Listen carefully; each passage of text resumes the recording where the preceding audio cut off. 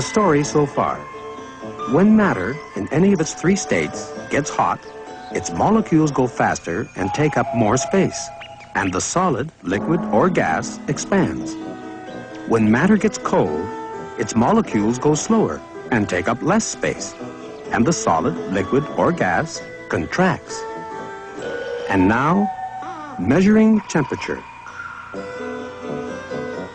Can you tell whether something is hot or cold?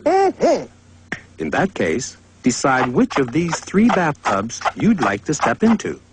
This one, which is freezing cold. Or this one, which is boiling hot. Or this one, which is neither too hot nor too cold. It's an easy choice, isn't it? Well, go on. Step into the middle one. Feels just a bit too hot, doesn't it? Try the other foot. Oh, now it feels a bit too cold. Well, perhaps judging whether something is hot or cold isn't so easy after all. This is because the human body can only notice differences in hotness or coldness, how hot or cold something is in comparison with something else. But even your own feet can't agree about how hot or cold the water in the middle bathtub is. There must be a better way to measure degree of hotness, or temperature as we usually say. What do we know about hotness? Well, when the temperature of something goes up, its molecules go faster. The molecules in the boiling hot bath water are going too fast for comfort. And the molecules in the freezing cold bath water are going too slowly for comfort. If we could only make sure that the molecules in the in-between bath water were going at just the right speed for the human body, you could take your bath. But how can we measure their speed? Molecules are so tiny, we can't even see them, let alone clock how fast they're going. Wait a minute. There's something else we know about hotness. It not only causes a speed up of molecules, but this speed up causes matter to expand. So we could measure molecule speed indirectly by measuring the effect of that speed, the expansion itself.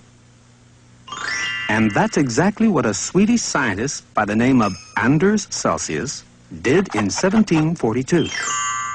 He took a liquid that expands quite a bit when it gets hot, mercury, and poured it into a little tube. He then put the tube into some freezing cold water, and the mercury contracted down to here. He decided to label this freezing point of water 0 degrees Celsius. Next, he put the tube into some boiling hot water, and the mercury expanded up to here. He marked this boiling point of water 100 degrees Celsius. Now we had a means of measuring the relative speeds of molecules. In other words, the relative temperature or degree of hotness of things. Comfortable room temperature is 20 degrees. But 30 degrees is a bit too hot. And minus 20 degrees is much too cold. Celsius could even take his own temperature and find it to be about 37 degrees, which, naturally enough, is the ideal temperature for your bath water, normal body temperature.